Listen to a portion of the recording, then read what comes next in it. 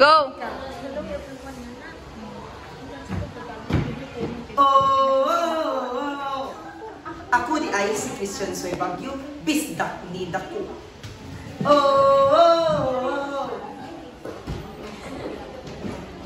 Ako di ay si Giselle Nasco, isa si Buwana.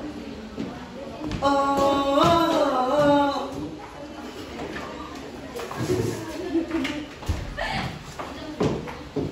Magandang hapon po sa lahat. Ako po pala si Mary Chris Leornas at ako po si Jermarie A. Kalinyahan. Kami ay Filipino at ang aming mother tongue is Wika Filipino. Oh!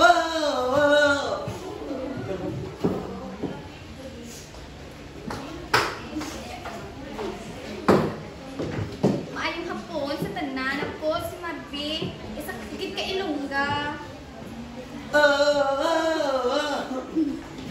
Ako din si Juina, isa higit ka Ilongga.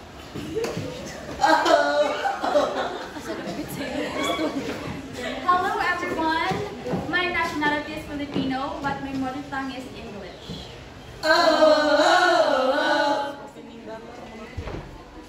Good morning everyone, I am learning.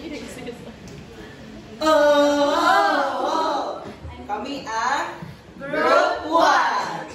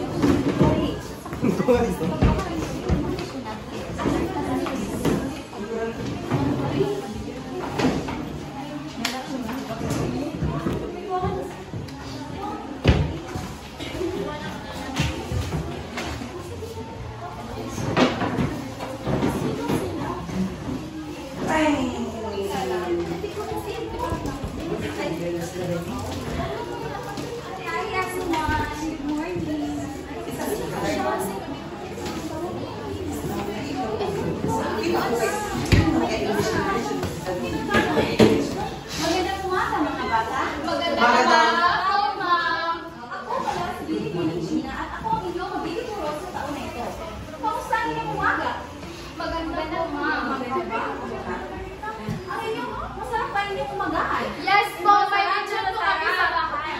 Ay, meron pala kayo. Bakit yung glass?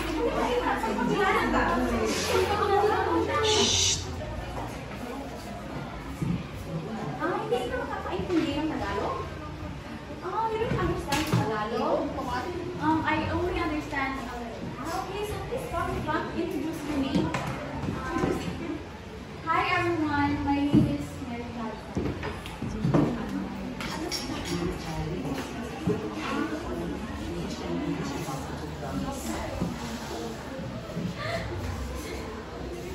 Mga bata, meron akong ipapagawa sa inyo dahil meron akong lalakarin. Gusto ko sagutan niyo ito, mga bata? Mga bata? Yes, ma'am! At babalik ako mamaya. Diba? Okay, so simulan na.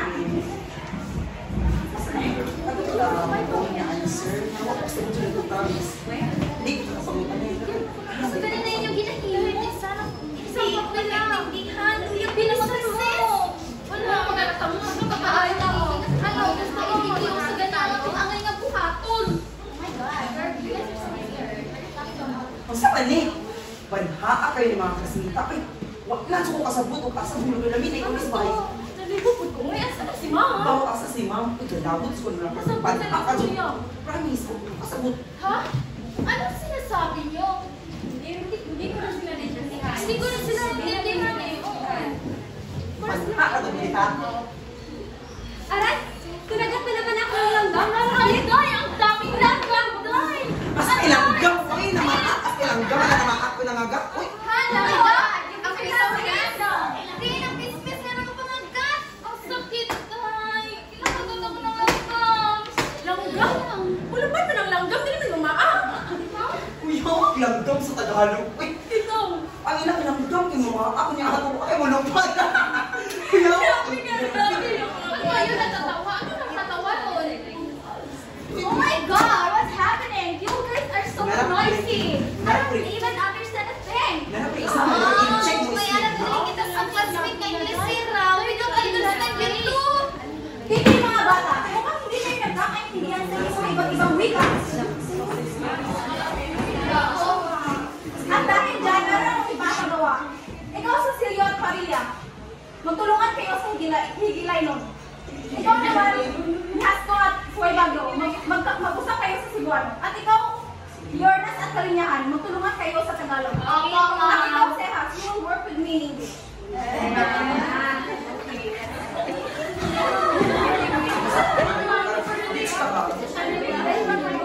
Pwede mo ba i-translate na sinabi na sa akin? Pwede mo i-translate na sa akin? Yun nga, Mga bata, okay na ba? Opo, ma'am. Ngayon, sama-sama tayong magbabahagi ng inyong mga wika. Let's all share our languages. Let's all share your languages together, and we will translate each other's words into your own mother tongue. And we will start it in Cebuano or in Hiligaynon, or we say, I would like to start. In English. in English, we say, Yes. In Hiligaynon, we say maayong aga. In Cebuano, we say maayong buntag. In Tagalog, we say magandang umaga. wow. Okay, in English, we say, I miss you. Yes. In Hiligaynon, we say nahidlaw gid sa imo. Miss imo. In Tagalog, we say miss na miss kita. In Cebuano, we say, gimingaw ka ay kunimo. Imilaw ako. okay. So, in English, we say, How are you? In Tagalog, we say, kamusta ka? yeah. Kamusta ka? In Hiligaynon, we say, kamusta kayo? Kamusta ka? Kamusta? Kamusta? Kamusta? Kamusta? Okay, in English, we say, let's help each other. How about you, guys? In Tagalog, we say, magtutulungan tayo. In Bisaya, we say, in Cebuano, we say, ginahanglan kag tabang. Nanginahanglan kag tabang. Tabang. Nanginahanglan kag tabang.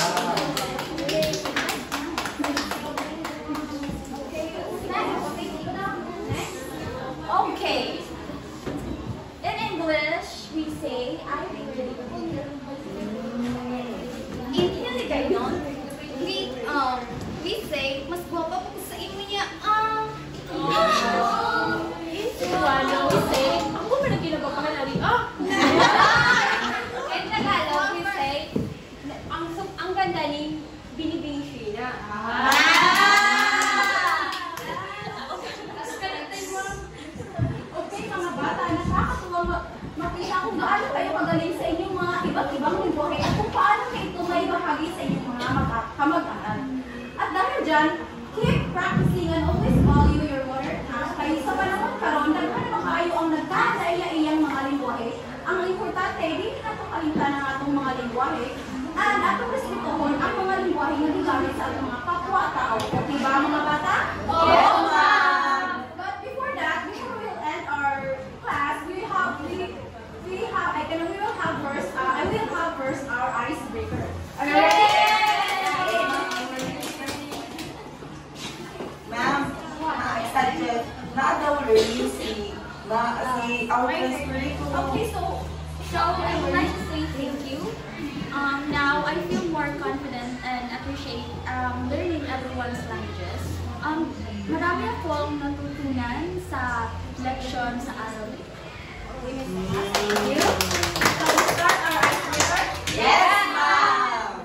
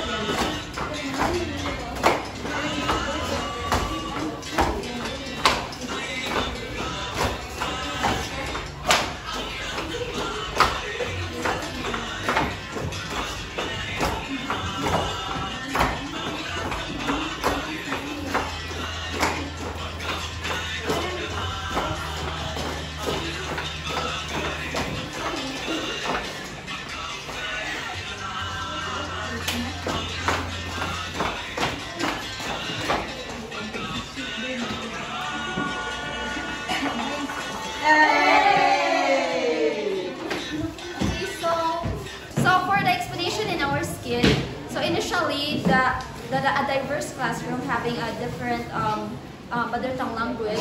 So there is an initial confusion within the students in how to communicate or how to learn effectively. So with this, the teacher, she have this come up with this strategy in grouping everyone into each other with also with other students that also have the same language, and then they have this translanguaging so that all of them will express or will use their mother tongue language. So in this strategy, they are learning multi languages, or they are going to be multilingual, but also in the same time they are valuing their own mother tongue language.